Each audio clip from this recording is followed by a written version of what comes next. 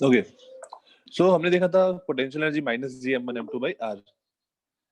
ठीक है, तो लेट्स से कि ये सीन है हम लोग का। क्वेश्चन हम लोग का ऐसा था कि एक क्यूब है और क्यूब के सारे वर्टेक्स पर हमने m मास रखा था, तो बेसिकली 8 मास हो गए। सारे वर्टेक्स में हमने m मास पुट किया था। तो सबसे पहले तो ये सोचो कि लेट्स से जो ये है ना edge length that is a, तो कितने मासेज हैं जिसके बीच में सेपरेशन a है? कितने मास है ऐसे?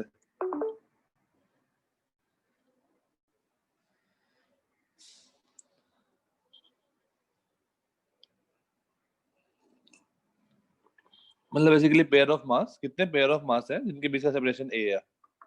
तो लेट्स से एक काउंट करते हैं, 1 2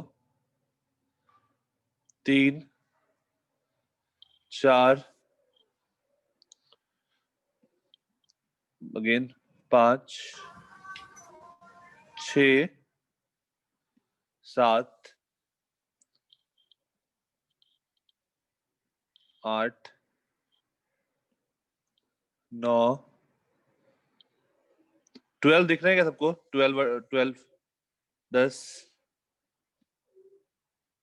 11 और 12, 12 मासेस ऐसे हैं जिनके बीच का सेपरेशन a है, राइट? बेसिकली सारे एज के लॉन्ग 12 एज होंगे। तो ये क्या होगा, उसका पोटेंशियल एनर्जी एक का माइनस Gm² बाई आर, एक का ये होगा। और वैसे कितने हैं? 12 हैं, तो इंटू 12 कर दे, तो -12 Gm² बाई a²।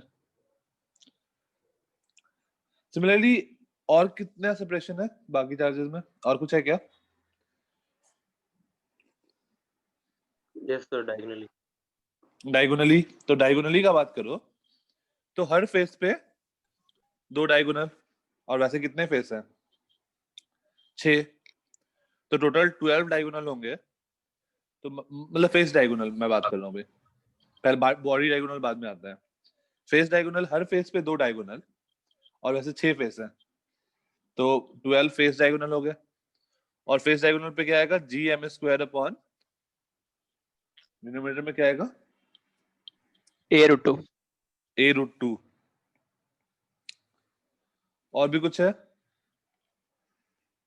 कोई कॉम्बिनेशन बन रहा है मैसेज का? बॉडी डायगोनल, बॉडी डायगोनल कितने होते हैं? 2 होंगे।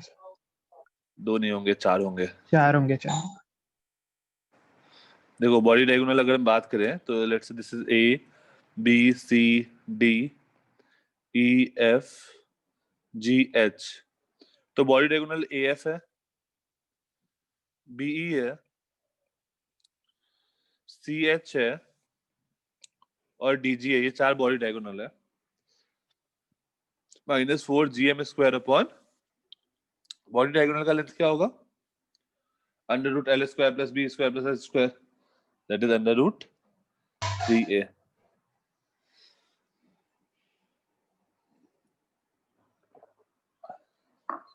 ठीक है, तो ये हो जाएगा मेरा सिस्टम का पोटेंशियल एनर्जी।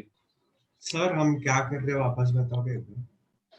तुम लोग को मैंने एक क्वेश्चन दिया था ना कि लास्ट क्लास में, कि अगर हम लोग ऐसे मासेज रखें सारे वर्टेक्स पे, बेसिकली लास्ट क्लास वाला क्वेश्चन डिस्कस कर रहे हैं कि सारे वर्टेक्स में हमने m मास रखा है, पॉइंट मास, तो बताना था potential energy of the system क्या होगा।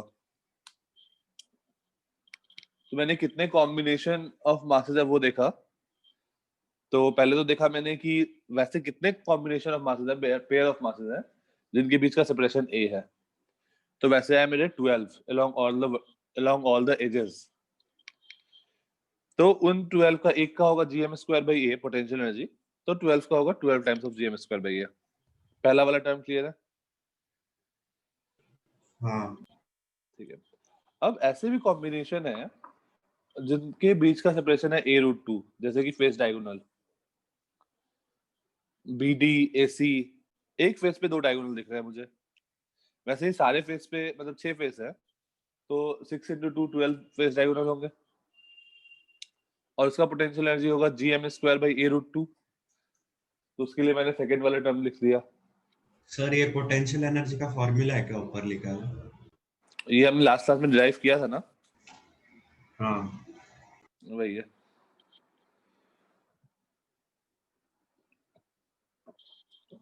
और फिर 4 बॉडी डायगोनल होंगे, AF BE CH DG। उन चारों पे a√3 का डिस्टेंस है।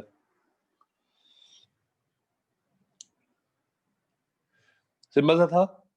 और मैंने तुमको बाइनोमियल से ही बताया था कितने केसेस बनने वाले हैं। 8 में से कोई भी 2 सब्स्टिट्यूट ले लो, तो 8 factorial into 7 factorial upon 2 factorial, sorry 8 into 7 upon 2, तो ये बन जाएगा 28। देखो यहाँ पे भी 28 बन रहा है, 12 + 12 + 4।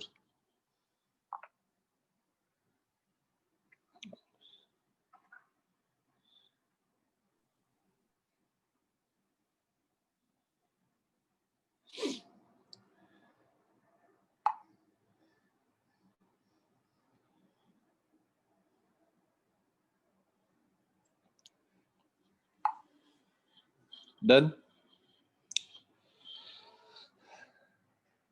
ठीक है, नेक्स्ट कल हमने कुछ जो मॉर्निंग बैच था उसमें हमने डिस्कस किया था, जस्ट एक बार वापस से डिस्कस कर लेते हैं, दैट इज इंपॉर्टेंट। कि जैसे हम लोग का पोटेंशियल एनर्जी, ये अर्थ है, इसका मास है me। तो अगर मैं यहाँ पर हूँ जस्ट सेंटर, लेट्स से यहाँ से RE डिस्टेंस पे, तो यहाँ पर पोटेंशियल एनर्जी हम लोग क्या लिखेंगे? माइनस,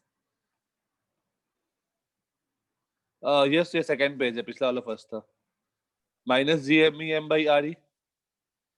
और अगर मान लो यहाँ से हम लोग h हाइट ऊपर है,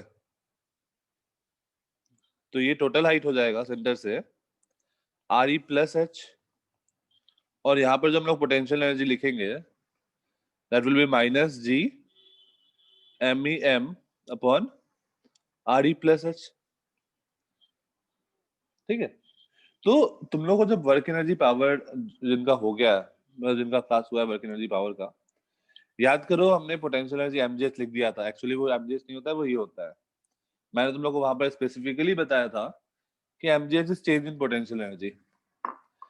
तो बेसिकली मैं वही प्रूफ करना चाह रहा हूँ। तो देखो पोटेंशियल एनर्जी है 2 - 1 करके, देखो क्या बन रहा है, minus gmem/RE + h minus initial potential energy, that is minus minus plus gmem/RE। तो gmem को कॉमन ले लो, minus RE + RE + h upon RE + h। तो ये क्या बन गया? ये बन गया gmem इंटू h अपॉन, अच्छा if h is much less than RE, अगर h बहुत छोटा हुआ कंपेयर टू RE, तो मैं इस RE + h को क्या लिख दूं? RE लिख दूं,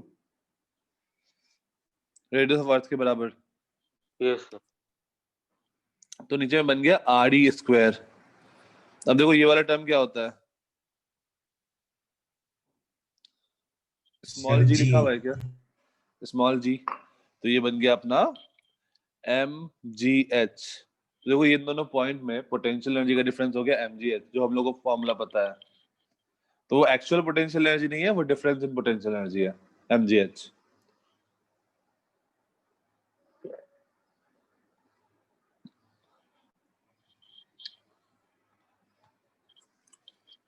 और वो भी कब? जब h काफी छोटा है, वो compare to radius of earth.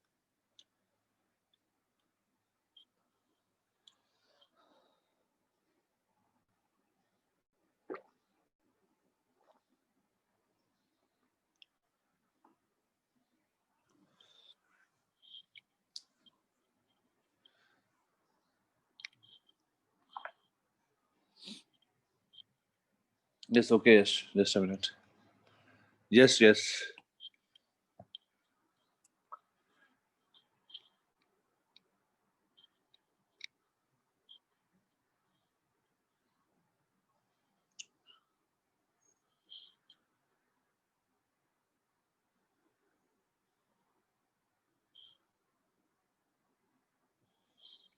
Okay ठीक है, तो ये अपना इम्पोर्टेंट है कि जो चेंज इन पोटेंशियल एनर्जी है that is mgh, not actual potential energy is mgh. Done. Yes. Okay next. Next heading दो, gravitational potential. Gravitational potential. Gravitational potential को हम लोग डिफाइन करते हैं कि जैसे अगर मुझे एक चार्ज को एक पॉइंट से दूसरे पॉइंट पे ले जाना है, तो जो मुझे एक चार्ज, सॉरी यहाँ पर ग्रेविटेशनल में एक मास को अगर एक पॉइंट से दूसरे पॉइंट पे ले जाना है, तो जो मुझे वर्क डन करना पड़ेगा that is basically gravitational potential per unit mass. तो ग्रेविटेशनल पोटेंशियल लिख लो, वर्क डन और चेंज इन पोटेंशियल एनर्जी और change in potential energy per unit mass in moving from one point to another, in moving from one point to other is defined as potential, is defined as gravitational potential. Gravitational potential. तो let's say मैं यहाँ पर हूँ, मुझे यहाँ से यहाँ जाना है, ठीक है. इस यहाँ पर पोटेंशियल एनर्जी U1 है, यहाँ पर पोटेंशियल एनर्जी U2 है. पोटेंशियल एनर्जी, ग्रेविटेशनल पोटेंशियल को हम लोग कैपिटल V से रिप्रेजेंट करेंगे.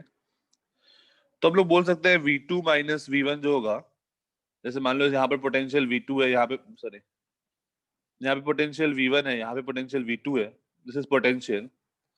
तो V2 minus V1 is work done या फिर चेंज इन पोटेंशियल एनर्जी. तो चेंज इन पोटेंशियल एनर्जी हो गया U2 माइनस U1. और लेट से मैं M मास को लेके जा रहा था, तो ये आ जाएगा U2 minus U1 by R. और इसको तुम ऐसा भी बोल सकते हो, work done per unit mass. जितना मुझे वर्क डन करना पड़ा पर यूनिट मास.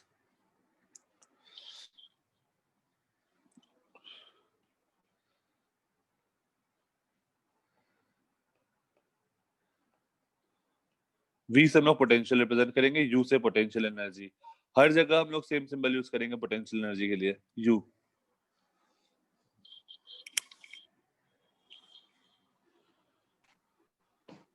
बोला हो बाबा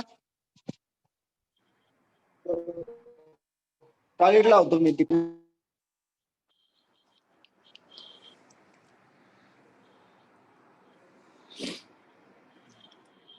अच्छा एक और चीज नोट करके लिखो, ग्रेविटेशनल पोटेंशियल जो है ना, ये देखो वर्क डन है. वर्क डन क्या है, स्केलर क्वांटिटी है वेक्टर क्वांटिटी है? Scalar quantity. तो पोटेंशियल भी जो है, potential is also a scalar quantity.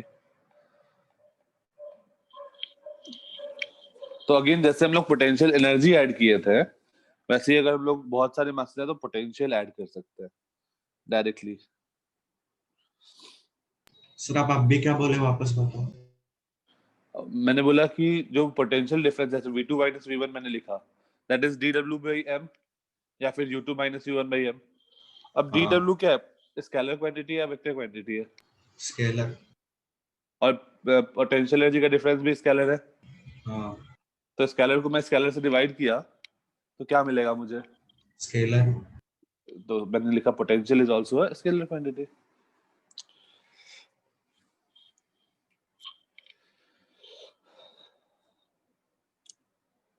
Done.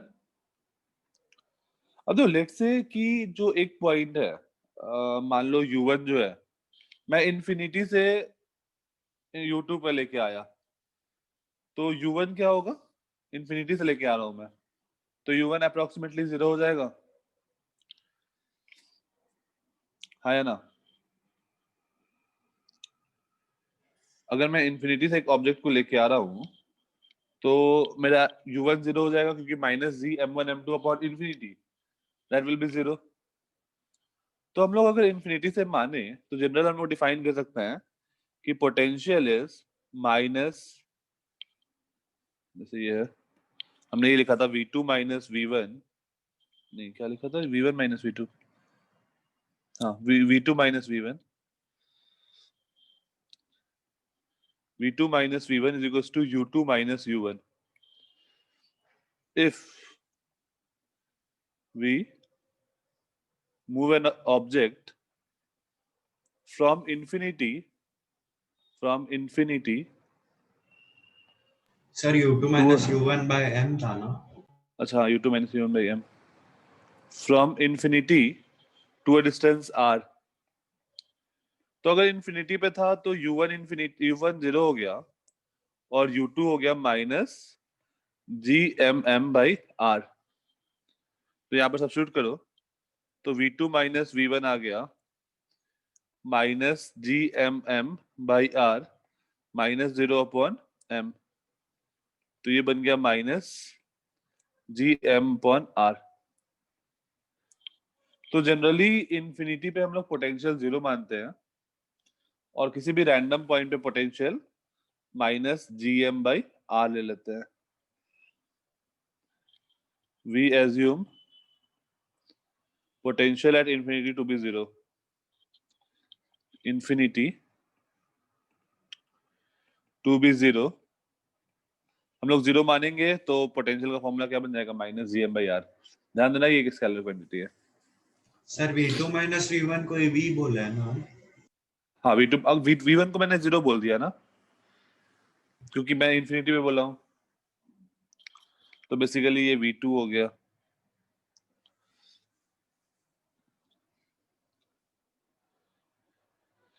Sir हमने तो u1 0 बोला है, v1 क्या? ये लास्ट वाले लाइन में we assume potential at infinity to be 0। Okay.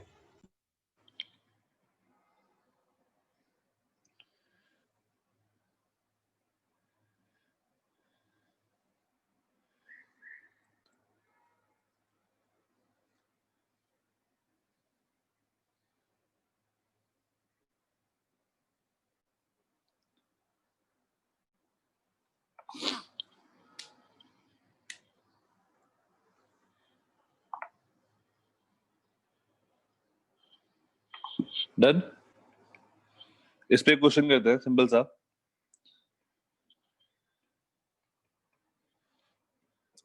Let's say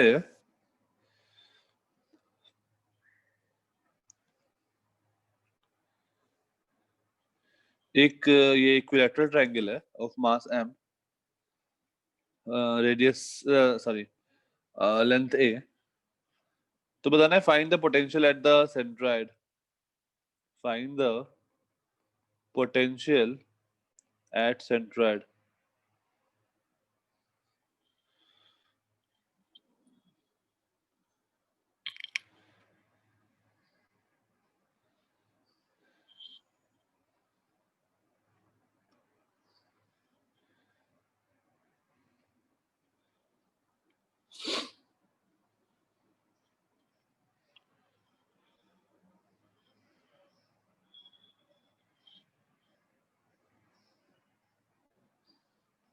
Mithali, this is your first lecture.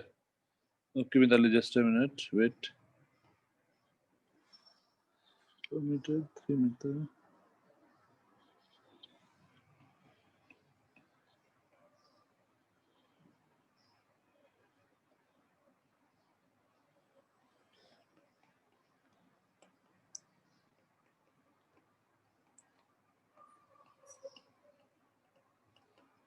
Mitali, तुम क्या कर सकती हो,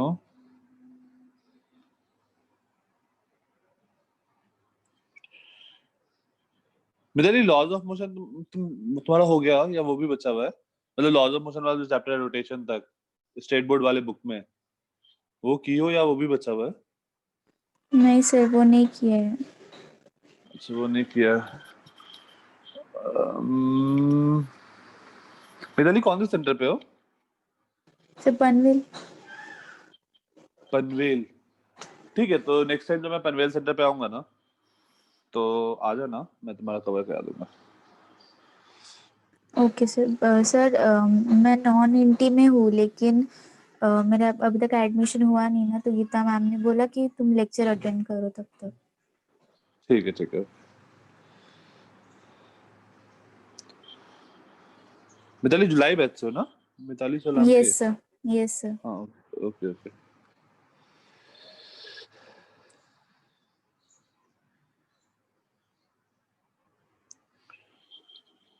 हाँ, पहले वाले का क्या आया?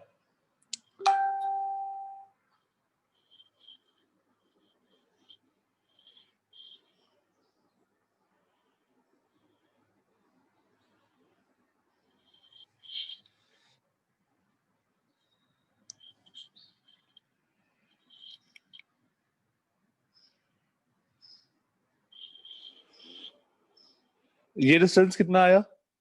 ये वाला डिस्टेंस कितना होता है? ग्रीन 1/√3। 1/√3। अच्छा, मेडिकल वाले लोग यहाँ पर ध्यान दे देना एक बार। यहाँ पर ये जो लेंथ होता है ना, ये ए है, ये एंगल 60 डिग्री है, ये राइट एंगल ट्रायंगल है। तो हम लोग बोल सकते हैं ये जो होगा वो ए साइन 60 होगा, दैट इज A√3/2। अब क्या होता है, ये जो सेंट्रॉइड होता है ना, ध्यान से, सेंट्रॉइड जो है वो इस लेंथ को 2:1 के रेशियो में डिवाइड करता है। याद कर लो, सेंट्रॉइड जो है वो 2:1 के रेशियो में डिवाइड करता है। तो टोटल लेंथ है A√3/2। तो ऊपर वाला जो लेंथ होगा, let's say this is yellow, ये लेंथ होगा 2/3 of total length, that is A√3/2। तो ये क्या बन जाएगा, A/√3।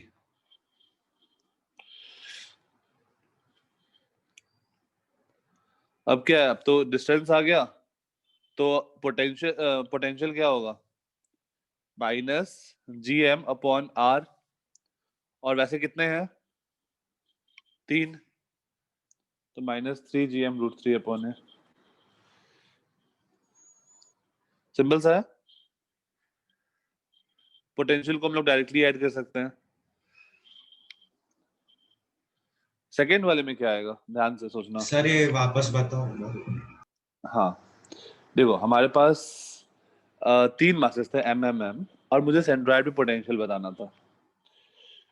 तो सेंट्रॉइड सेंट्रॉइड तो समझ में आया ना कि A/√3 में होगा हाँ सर, वो फ्रॉम एनी बताओ। वर्टेक्स। ठीक है। अब पोटेंशियल का फॉर्मूला क्या है, -GM/R। ये अपना फॉर्मूला है पोटेंशियल का, -GM/R। इन्फिनिटी में हम लोग 0 माने। तो फिर हर मास के कारण, मैंने मान लो इस मास के कारण निकाला, ये रेड वाले के कारण, तो ये डिस्टेंस हो गया A/√3। तो उसके कारण पोटेंशियल हुआ -GM/A√3। सिमिलरली फिर इसके कारण निकाला -GM/A√3, इसके कारण निकाला -GM/A√3। तो क्या हो गया, -3 times of GM/A√3।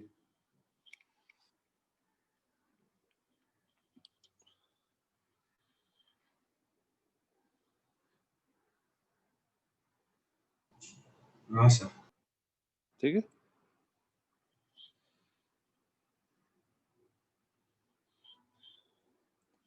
Okay, next वाले क्या आएगा?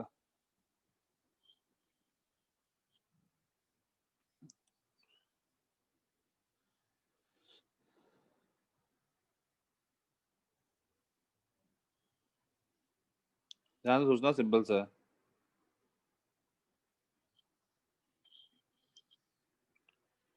मिताली, ये सब तुमको समझ में आ रहा है? सर थोड़ा थोड़ा समझ में। सर वो मतलब ये क्या है, कोन टाइप है क्या कुछ? नहीं नहीं, एक रिंग है, उसका रेडियस है 3 मीटर, और उसके सेंटर से 4 मीटर आगे, रिंग है ऑफ रेडियस 3 मतलब मीटर, उसके कोन सेंटर जैसा से है ना 4 मीटर। अंदर से? कोन। कौन?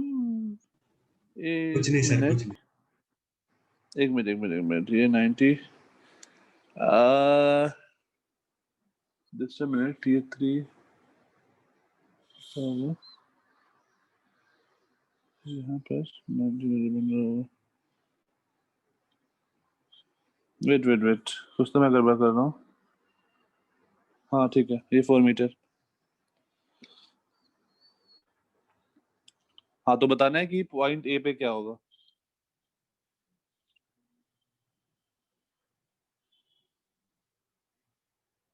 सर इस पूरे रिंग का मास m है, हाँ इस पूरे में रिंग का मास m है।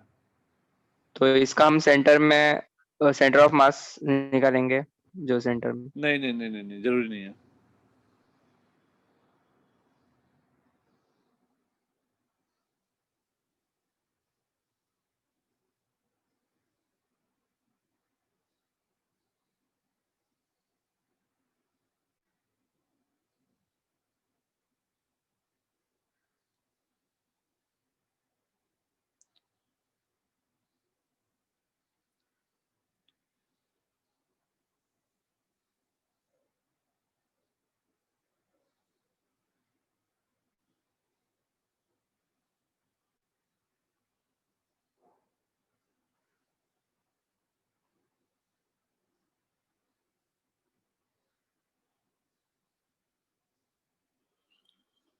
देखो सिंपल सा है, पोटेंशियल हर छोटे छोटे टुकड़े का निकालो, इस टुकड़े का निकालो, इस टुकड़े का निकालो, इस टुकड़े का निकालो।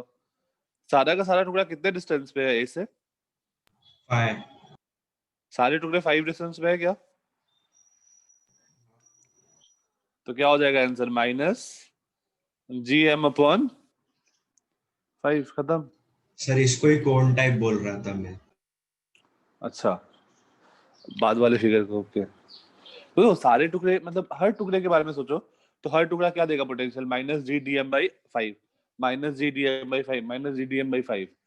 और सबको तुम एड अप कर दोगे तो क्या बनेगा? माइनस जी बाई 5 और समेशन ऑफ डीएम, वो m बन जाएगा। वैसे भी सोच सकते हैं। या फिर यूनिट मास m/2πr होगा, और एंड में इंटू 2πr भी करेंगे क्योंकि उतने पॉइंट्स है। हाँ, नेक्स्ट मैं एक चीज बता रहा हूँ जो तुम्हारे बुक में नहीं है, बट अगेन थोड़ा सा इम्पोर्टेंट है, क्योंकि उस पे बेस पे हम लोग आगे का कैलकुलेशन सब्स्टिट्यूट मतलब वैल्यू देखेंगे। तो नेक्स्ट हेडिंग दो, binding energy. Binding energy,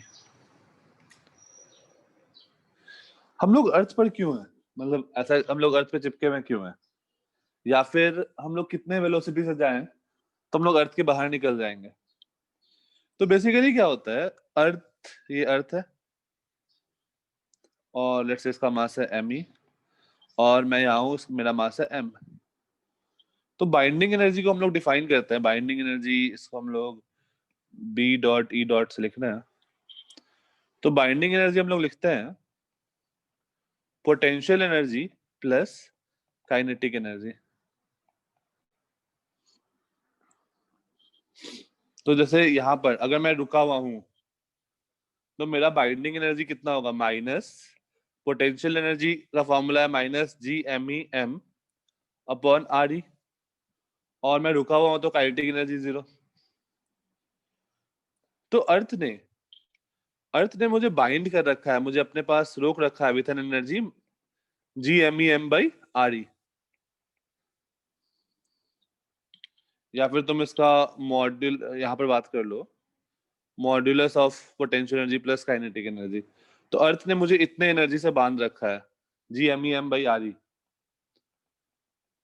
GMEM, ध्यान देना कि मॉड्यूलस जो है वो पोटेंशियल प्लस काइनेटिक को ऐड करने के बाद है। तो अर्थ ने मुझे इतने एनर्जी से बांध रखा है।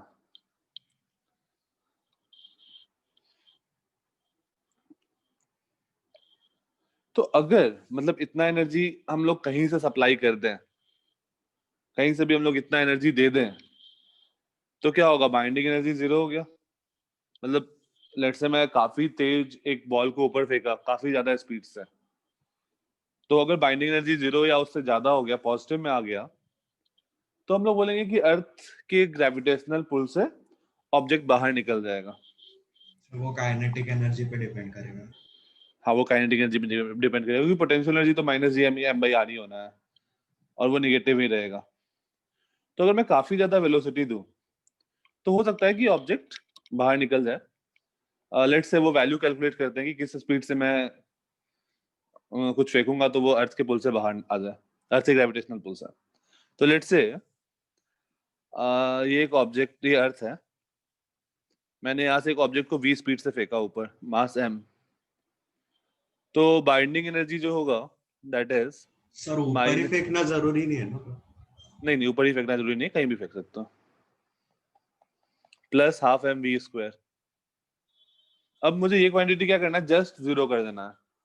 जस्ट जीरो कर देंगे तो अपना बाइंडिंग एनर्जी पॉजिटिव हो गया, तो हम लोग का ऑब्जेक्ट नीचे ऊपर निकल जाएगा। उस वेलोसिटी को हम लोग बोलते हैं एस्केप वेलोसिटी, जहां पर ये जो है ना ऑब्जेक्ट, ये अर्थ के ग्रेविटेशनल पुल से बाहर निकल जाए। तो यहाँ से सॉल्व करो, G M E M by R E is equal to half M V square, या फिर तुम ऐसा बोलोगे half M V square should be greater than और इक्वल टू ये, और यहाँ से आ जाएगा वेलोसिटी इज ग्रेटर देन और equal to M M cancel, ये बन जाएगा 2 G M E upon R E का अंडर रूट। इसका एक बार वैल्यू निकालना, कितना आ रहा है v का, वैल्यू सब्स्टिट्यूट करके जी एम ई आर ई का वैल्यू। सर एस्केप वेलोसिटी तो 11.2 हाँ वही समथिंग। वही सॉल्व करो, वही आएगा, वैल्यू पुट करो, 11.2 आएगा।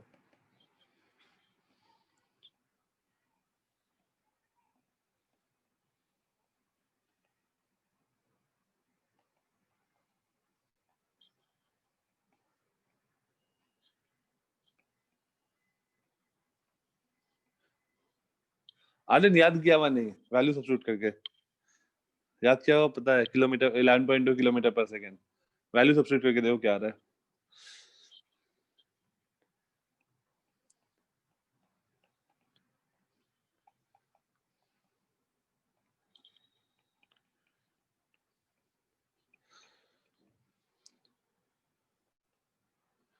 तो बेसिकली मिनिमम वेलोसिटी कितना मुझे देना पड़ेगा सो दैट वो ग्रेविटेशनल पुल के बाहर चला जाए, that is called escape velocity.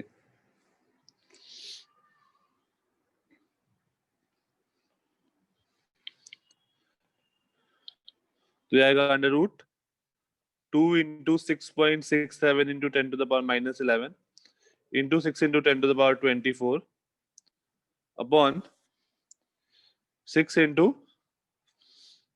10 to the power 6, 6400 होता है ना, 6.4 कर देते हैं, 6.4 into 10 to the power 6। इसको सॉल्व करो तो 24 minus 6, 24 minus 11 13, 13 minus 6 7, तो ये बन गया 2 into 6.67 into 6 upon 6.4 into 10 to the power 7।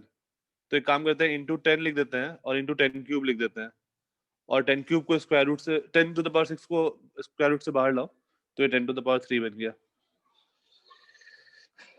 इसका वैल्यू एक बार सब्स्टिट्यूट करके देखो क्या आ रहा है।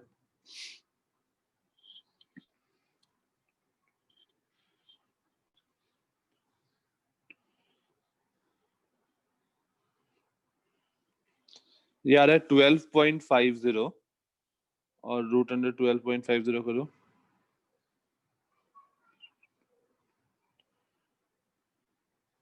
कुछ छूटा है क्या? अच्छा एक 10 छूट गया था। हाँ वो आ रहा है 125 के आसपास आ जाएगा। 2 into 6.67 into 6 into 6 into 10 divide by 6.4, ये आ रहा है 125। तो इसको मैं approximately 11.2 into 10 to the power 3 लिख देता हूँ, दैट इज 11.2 किलोमीटर पर सेकेंड। तो अगर मैं इतने स्पीड से किसी भी चीज को फेंकूं, किसी आदमी को भी उठा के फेंक दिया इतने स्पीड से, तो वो बाहर अर्थ पे वापस नहीं आएगा, इतना या फिर इससे ज्यादा स्पीड से। बट 11.2 किलोमीटर पर सेकेंड काफी ज्यादा होता है। अपना ये वासी से या फिर सीवुड से खारगर कितना होगा? आई थिंक 6-7 किलोमीटर ही होगा, बस नहीं ज्यादा होगा, 10 किलोमीटर के आसपास मान लो। तो सोचो सीवुड से खारगर 1 सेकेंड में पहुंचना है, इतना ज्यादा स्पीड है।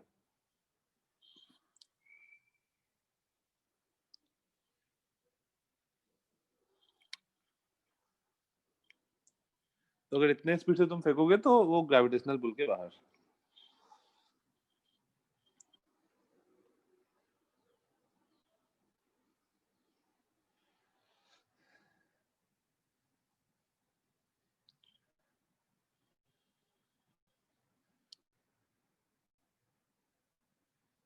डन। सर वो नीचे क्या लिखा है sir? So that it moves. It moves out of gravitational pull. Minimum velocity that should be imparted to an object so that it moves out of the gravitational pull.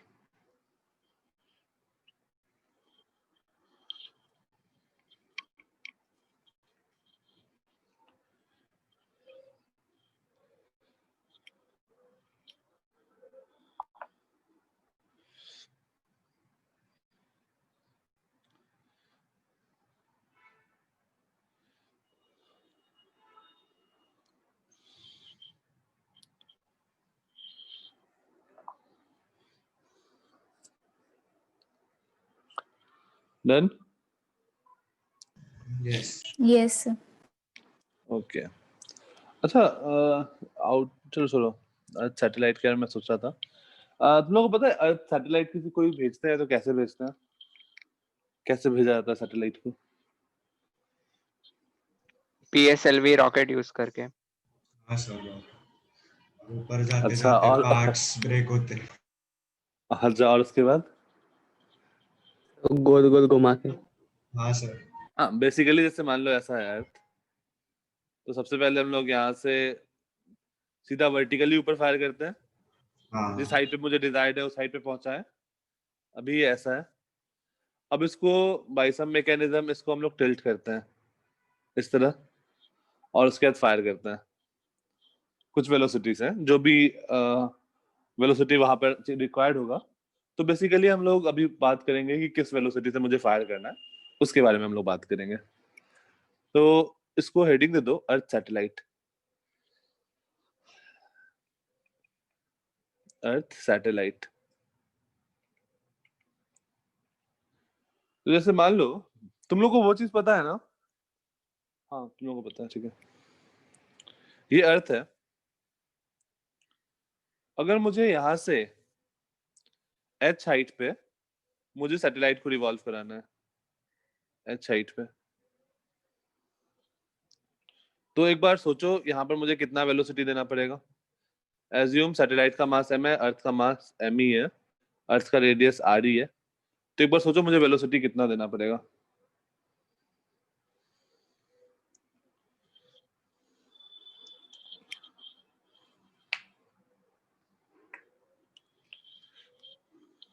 क्या करेंगे velocity निकालने के लिए? वर्क एनर्जी तरफ। Work energy से नहीं, कोई भी चीज को सर्कुलर मोशन में घूमने के लिए क्या चीज रिक्वायर्ड है? जुलाई बैच में नहीं, बाकी दोनों बैच बताओ यार। सर, एक्सेलरेशन इंटरनल में रेडियस की तरफ। और वो देगा कौन? और वो किसके बराबर होना चाहिए? जुलाई बैच अपना ये नेक्स्ट टू नेक्स्ट क्लास में होगा। Okay, sir. सर कोई भी ग्रेविटेशनल जिसको force of attraction centripetal force होता एग्जैक्टली जो ग्रेविटेशनल फोर्स है G MEM upon RE plus H का होल स्क्वायर, ये ग्रेविटेशनल फोर्स है। तो ये जो अर्थ है ये इसको इधर की ओर अट्रैक्ट कर रहा होगा, और ये किसको बैलेंस कर रहा होगा? mv square by RE plus H, centrifugal force जो होगा। तो वो दोनों बैलेंस कर रहा होगा, तभी ये ऐसे सर्कुलर पाथ में घूमेगा। तो यहाँ से सॉल्व करो, हमारे पास v क्या आ जाएगा? GME upon RE plus H का अंडर रूट। तो अगर हम लोग ये वेलोसिटी देंगे एच हाइट पर अगर है तो हमें ये वेलोसिटी देना पड़ेगा। इसको मैं वी क्रिटिकल लिख रहा हूँ, वी सी। मैं थोड़ी देर बाद आता हूँ वी सी क्या है, सबस्क्रिप्ट सी या फिर देख लो। क्रिटिकल वेलोसिटी मतलब कि जस्ट वो सर्कुलर मोशन कंप्लीट कर रहे हैं। अगर वीसी से ज्यादा दे दिया या वीसी से कम दे दिया तो उस केस में क्या होगा वो हम लोग नेक्स्ट क्लास में डिस्कस करेंगे। अगर हम लोग एग्जैक्टली क्रिटिकल वेलोसिटी दिए तो वो सर्कुलर पाथ फॉलो कर रहा होगा।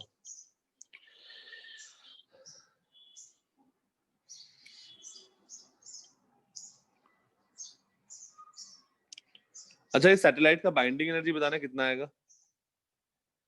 अर्थ इसको कितने से बाइंड कर रखा है?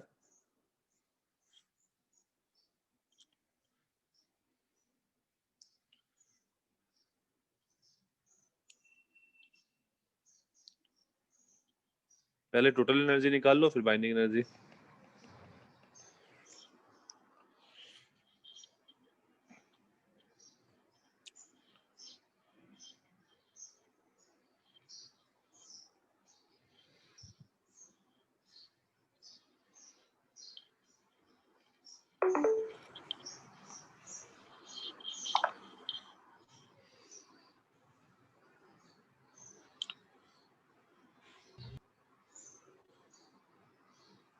सर बाइंडिंग एनर्जी वीसी लेके आ। हाँ, वो वहां पर वेलोसिटी तो होना ही चाहिए ना। अगर नहीं होगा वहां पर वेलोसिटी तो सैटेलाइट नीचे गिर जाएगा सरफेस पे, अगर तुम वेलोसिटी नहीं दोगे तो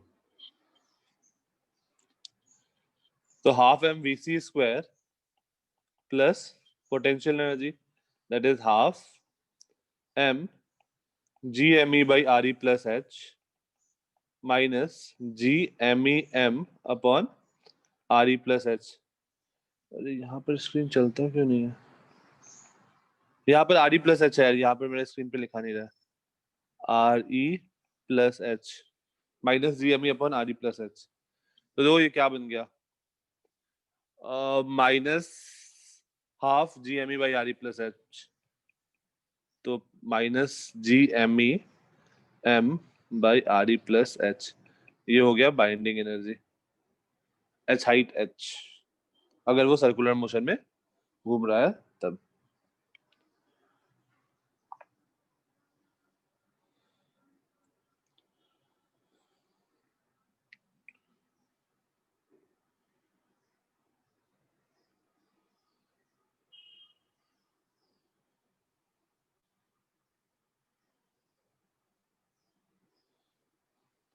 सर जो हमने टोटल एनर्जी में लिखा है वो बाइंडिंग एनर्जी का फॉर्मूला है ना? तो वो हाँ बेसिकली उसका मॉड्यूलस होता है बाइंडिंग एनर्जी कि उतना उतना उसके पास एनर्जी है अभी टोटल। माइनस ये देखो टोटल एनर्जी क्या आ रहा है, minus G half G M E M okay, upon binding R E energy mod plus है एच। बस। हाँ, तो इतना टोटल एनर्जी अगर तुम उसका बाइंडिंग एनर्जी पॉजिटिव कर दी है तो अपना निकल जाएगा अर्थ के पुल से। तो जस्ट बाइंडिंग एनर्जी उसका मॉड्यूलस है टोटल एनर्जी का।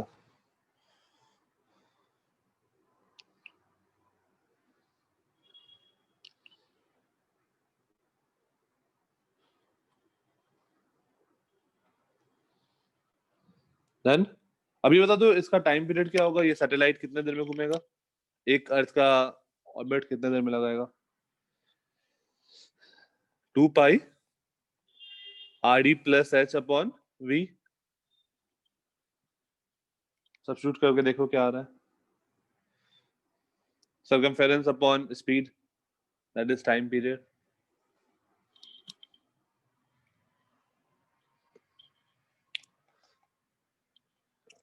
Time period, that is circumference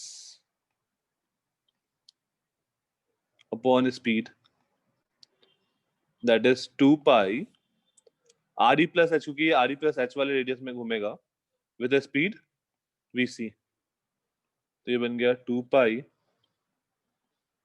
are E plus H upon under root कितना आया था, G M E by R E plus H, G M E upon R E plus H. तो ये बन गया 2 pi under root R E plus H upon G M ए, नहीं ये are E plus H ऊपर जाएगा ना, तो RE plus H to the power 3/2 upon root GMA.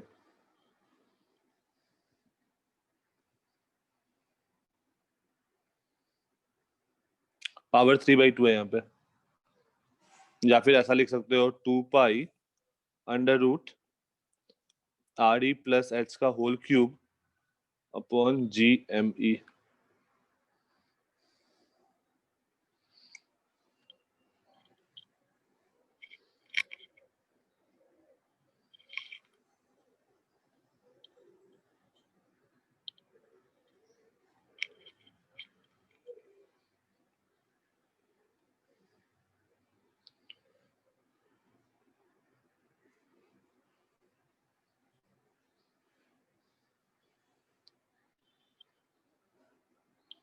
Done. अब इसको थोड़ा सा सिंप्लीफाई करके देखो क्या बन रहा है. थोड़ा सा इसको सिंप्लीफाई करते हैं. तो याद करो हमने जी इफेक्टिव का बात किया था कि at a height h at a depth d, वो सब फॉर्मूला निकाला था ना. ये यस देखो सर जी, हाँ तो जी स्मॉल जी एट हाइट h क्या होता है? जी MEM upon RE plus h का होल स्क्वायर. इतना फोर्स होता है और फोर्स को तुम मास से डिवाइड कर दो तो ये तुम्हारा जी एट ए हाइट h होता है. और यही से हमने फॉर्मूला डिराइव करा था 1 माइनस 2h बाई आर. तो GME को हम लोग, दिस इम्प्लाइज, यहाँ से हम लोग GME को ये पुश कर सकते हैं GH into RE plus H का होल स्क्वायर, राइट.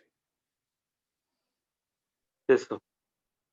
अच्छा अब देखो हमारे पास क्या था फॉर्मूला टाइम पीरियड का. 2 pi under root RE plus H का whole cube. Time period is 2 pi under root RE plus H का whole cube upon GME. GME की जगह मैंने पुट कर देता हूँ GH into RE plus H का होल स्क्वायर. तो ये बन गया under root RE plus H upon 2 pi छूट गया 2 pi RE plus H upon GH. और लेट से मैं RE प्लस H को एक नया वेरिएबल डिफाइन कर दे रहा हूँ R. तो R upon G at height H. R क्या है? R is this distance small r. Total RE plus H को मैंने स्मॉल r डिफाइन कर दिया. तो ये हम लोग का फॉर्मूला बन गया.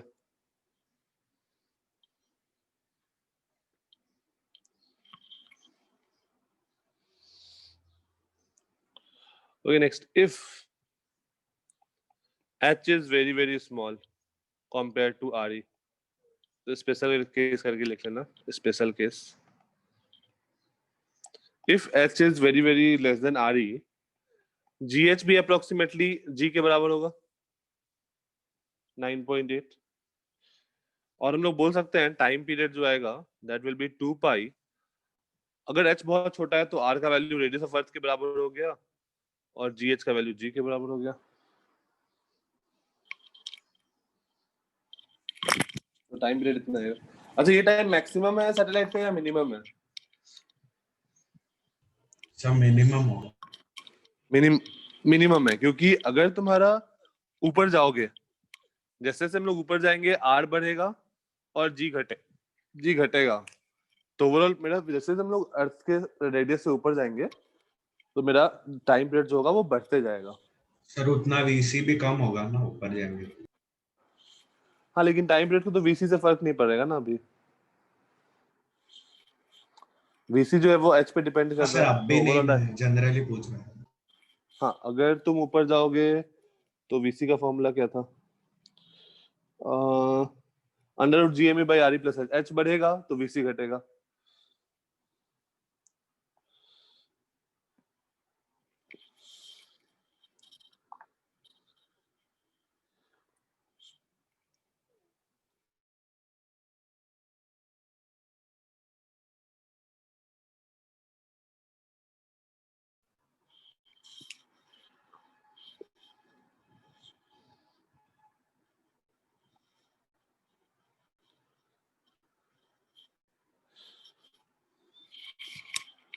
ओके, एक होता है जियो स्टेशनरी सैटेलाइट, किसी को आइडिया क्या होता है?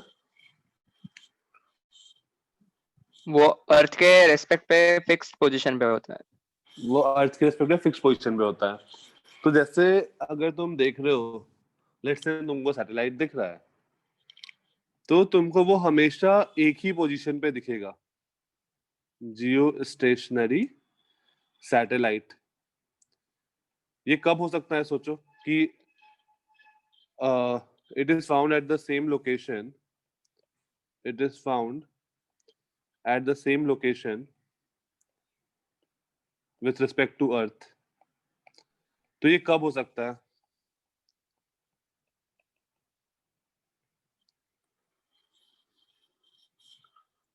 सर अर्थ का और उसका ओमेगा सेम हो। अर्थ का और उसका ओमेगा सेम हो, बेसिकली अर्थ और उसका टाइम पीरियड सेम हो। हाँ वो भी। if time period of rotation of earth and satellite, rotation of earth and revolution of satellite basically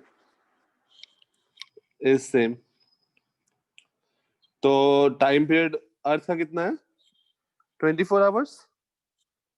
हाँ और जो सैटेलाइट है उसका कितना है? Under root two pi under root GME plus H upon 2 pi under root RE plus H upon 2 pi under root RE plus H upon GH। इसको seconds में convert करना, सॉल्व करना, तुमको एच का वैल्यू मिल जाएगा।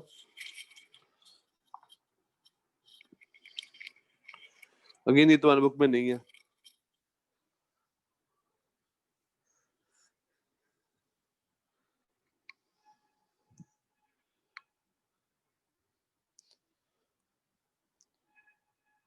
सिंपल सा चीज चल रहा है, यहाँ तक किसी को कोई दिक्कत? No, sir. तुम्हारा चैप्टर अप्रोक्स कंप्लीट ही हो गया। बस हम लोग का क्या बचा है कि अगर मैं जो वेलोसिटी दिया हूँ ना, क्रिटिकल वेलोसिटी, अगर मैं उससे ज्यादा दूंगा तब क्या होगा, उससे कम दूंगा तब क्या होगा। सो वो हम लोग नेक्स्ट क्लास में करेंगे। उससे पहले यार मेडिकल स्टूडेंट्स के लिए मैं कुछ बताया था, तुम लोग अभी वो हो चुका होगा आई थिंक। पैराबोला क्या होता है, एलिप्स क्या होता है, हाइपरबोला क्या होता है, पता है?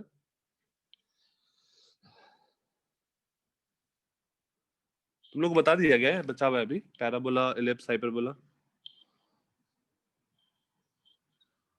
मैथ्स में। मैथ्स में हुआ है, मैथ्स में हुआ है। मैथ्स में हो गया है, ओके। मेडिकल स्टूडेंट्स पता है?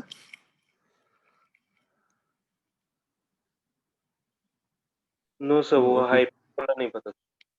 ठीक है, चलो एक करके मैं स्टार्टिंग से ही देख लेते हैं। सर्किल तो ठीक है, सबको पता है, सर्किल बताने का जरूरत नहीं है। Next is parabola. पैराबोला कैसा होता है, जैसे Y square equal to X या फिर X square equal to Y. जैसे Y equal to X square graph बनाए होगे तुम लोग, ये कुछ ऐसा आता है ना, या फिर प्रोजेक्टाइल वाला जो सीन है, इस चीज को हम लोग बोलते हैं पैराबोला। यस, अगर मेडिकल के हो तो लिख लो, अगर जेई वाले हो तो छोड़ दो।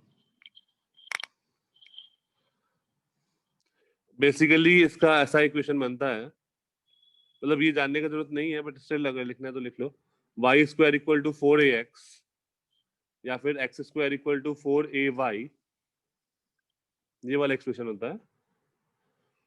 और जैसे मैंने ये ग्राफ बनाया, Y square equal to 4ay, sorry, y is equals to X square equal to 4ay का ग्राफ बनाया।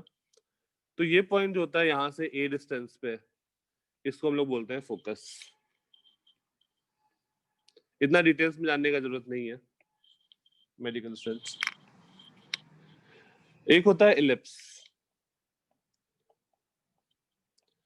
इलिप्स होता है, इलिप्स में तुम लोग को मैंने बताया है शायद इस चैप्टर स्टार्ट करने से पहले, ये वाला। इसका इक्वेशन अगेन काम का नहीं है तुम लोग के लिए। ये होता है इलिप्स, बट अगेन ये अपने काम का नहीं है। ए बी हम मैंने तुम लोग को बताया था क्या होता है, ये लेंथ ए होता है, ये लेंथ बी होता है। और हाइपरबोला मैं रेक्टेंगुलर हाइपरबोला बता देता हूँ। रेक्टेंगुलर हाइपरबोला ये समझना सिंपल है। जैसे मान लो ऐसा कुछ इक्वेशन हो X Y equal to some constant 5, तो कुछ ऐसा ग्राफ बनेगा ना इस टाइप का, इसको हम लोग बोलते हैं रेक्टेंगुलर हाइपरबोला।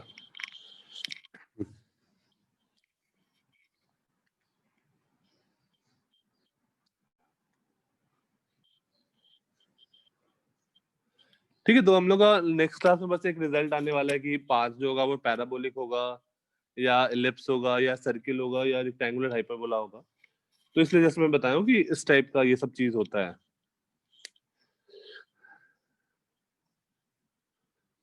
ओके, आज की क्लास में किसी को कोई डाउट?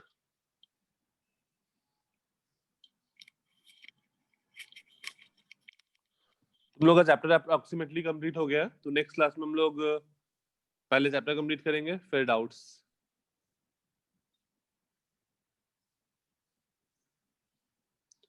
तो चैप्टर से सारे क्वेश्चंस कर लो, फिर हम लोग मिलते हैं नेक्स्ट टाइम।